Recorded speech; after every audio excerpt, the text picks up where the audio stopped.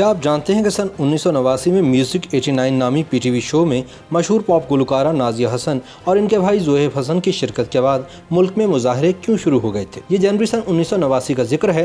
मुल्क में peoples party की पहली हुकूमत और नए साल का सूरज पूरी आबताब से चमक रहा था। इकलौते टीवी चैनल पर कोई हफ्ता भर पहले म्यूजिक 89 के प्रोमो नशर होना शुरू हो गए, जिनमें पॉप आइकॉन नाजिया हसन और इनके भाई जोहेब हसन को नुमाया किया गया।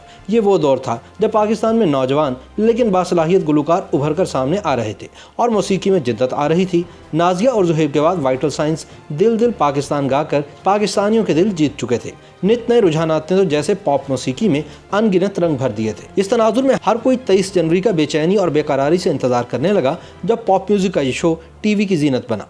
आप अंदाज़ा लगा सकते हैं कि जिस प्रोग्राम के प्रोड्यूसर के तौर पर शुएब मंसूर का नाम आ रहा हो तो वो किस कदर तख्लीकी और गैर मामूली होगा। इंतज़ार की घड़ियां बढ़ती जा रही थी और ख़ासकर नाजिया और जोहेब के परस्तारों का तजस्सुस तो अपने पूरे उरूज पर था। और आखिरकार वो दिन भी आ गया जब म्यूज़िक 89 की रूनमाई हो ही गई।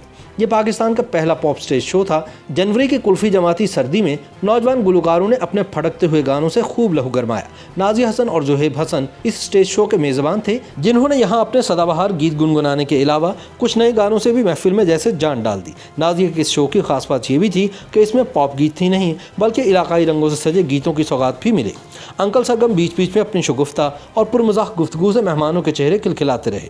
शो में उस वक्त के स्क्वाश के आलमी फाते जहांगीर खान की एंट्री हुई तो नौजवान परस्तारों ने इनका वल्वला अंगेज इस्तकबाल किया। इस शो के जरिए जुपिटर ग्रुप ने भी अपना मशहूर गीत यारो यही दोस्ती है सुनाया, जिसे अली असमत ने अपने मखसूस अंदाज में गुनगुना कर मेहमानों में जैसे नया करंट छोड़ दिया। यही नहीं, ये वो दौर था जब जुनून के सलमान अहमद वाइटल साइंस के प्लेटफॉर्म से मधुर और असीली धुनें गिटार पर छेड़ते थे। इस टीवी शो में फिरदौस रांझन का गाया हुआ नगमा गीत छेड़ो ऐसा तो खासा मशहूर हुआ। इसी तरह मेडो नाइट्स का बहारों की ये शाम भला कौन जहन से निकाल सकता है। फिर कैलाशी गुलकार अली अमान गुजाली ने भी इलाकाई गीत गाकर धूम मचा दी। ये तो थे इस मशहूर लेकिन बाद में मुतनाज़े बनने वाले टीवी प्रोग्राम के गुलकार। अब सवाल ये है कि नाजिया हसन का ये शो इस कदर तनाज़ात की जद में क्यों आया। ये कहानी खासी दिलचस्प है। मोहतरमा बेनज़ीर भुट्टो की हुकूमत के आते ही जहां हर शोबे में तब्दीलियां आईं, वहीं पीटीवी दुपट्टे की कैद और गैर ज़रूरी बंदिशों से भी आज़ाद हुआ, जिसके बाद ड्रामे की हीरोइन सोते वक्त दुपट्टा लेकर नहीं सोती थी बल्कि जहां ज़रूरत होती वहीं इसका इस्तेमाल करती। सरकारी टीवी का चेयरमैन असलम अजहर को बनाया गया, वही असलम अजहर जो पीटीवी के बानियान में से एक थे। असलम अजहर जिन्होंने टीवी को वडेरों, चौधरियों और ज़मींदारों पर मबनी ड्रामों से भी निजात दिलाई। ये कहा जा सकता है कि पीटीवी ने आज़ाद और रोशन ख्याली की जानिब कदम बढ़ाना शुरू कर दिए। अब ऐसे में म्यूज़िक 89 पॉप म्यूज़िक में ताज़ा हवा का झोंका बनकर आया, जिसमें जहां स्टेज पर नौजवान गुलकार परफॉर्म कर रहे थे तो वहीं मेहमान भी कोई गज़ल सुनने वालों की उम्र के तो थे नहीं जो सर झुकाकर बस वाह वाह करते, बल्कि वो भी इन्हीं गुलकारों के हम असर थे जिनकी नशिस्त के लिए सिनफी इम्तियाज़ की कोई हदबंदी नहीं की गई, बल्कि इस मुश्तरका महफिल में जिसकी जहाँ मर्जी हुई वो किसी के साथ बैठ गया। किसी ने ये नहीं देखा कि बराबर वाला मर्द है या खातून। यही नहीं, जब किसी गाने और गुलकार में जोश भरना मकसूद हुआ तो 3-4 नौजवानों ने हाथ फिजा में उठाकर इधर उधर हिलाए भी। सिनफे नाजुक ने तो बढ़ चढ़कर अपना हिस्सा डाला। गुलकारों के साथ ये मेहमान भी खूब थरके, यानी इस मखलूक पॉप स्टेज शो का हर किसी ने खूब लुत्फ उठाया।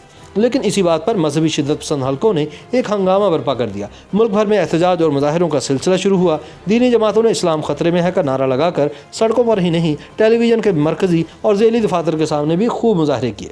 इल्ज़ाम लगाया गया कि नाजिया हसन और जोहेब हसन ने इस्लामी शायर और पाकिस्तानी तहज़ीब की धज्जियाँ उड़ा दी हैं। कुछ को तो इस बात का भी गम था कि बहन भाई होते हुए इश्किया और रोमानी गाने भला क्यों गाए। नाजिया और जोहेब पर एतराज़ करने वाले ये फरामोश कर बैठे कि यही गाने वो इससे पहले भी गा चुके थे जब कोई तूफ़ान बर्पा नहीं किया गया था। गुस्सा तो इस बात पर भी हुआ कि ये दोनों ही नहीं दूसरे गुलकार क्यों झूमते नाचते रहे। नौजवान मेहमानों पर गैर शाइस्ता हरकत का भी इल्ज़ाम लगा दिया गया। एतराज़ करने वाले मौलवी हजरात ने तो इस मखलूत महफिल को भी किसी सूरत कबूल नहीं का पैगाम दे दिया।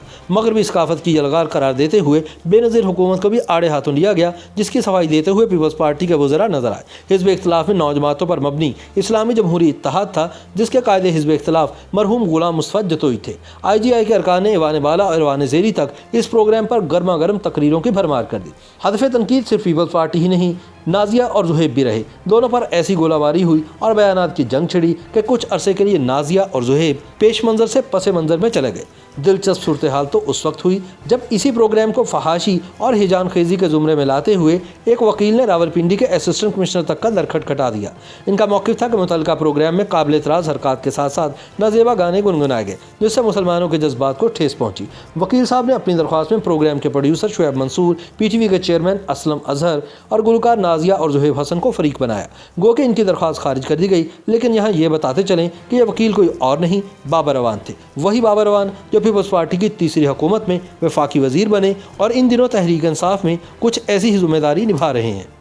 YouTube पर गूगली न्यूज देखने के लिए youtube.com की सर्च बार में गूगली न्यूज TV टाइप करें। गूगली न्यूज के पेज पर सुर्ख रंग के सब्सक्रिप्शन वाले बटन पर क्लिक करना ना भूलिए। YouTube पेज पर अपलोड होने वाली वीडियोस से बाखबर रहने के लिए बेल आइकन पर क्लिक कीजिए। आपको हर नई वीडियो के बारे में नोटिफिकेशन मौसूल हो जाएगा।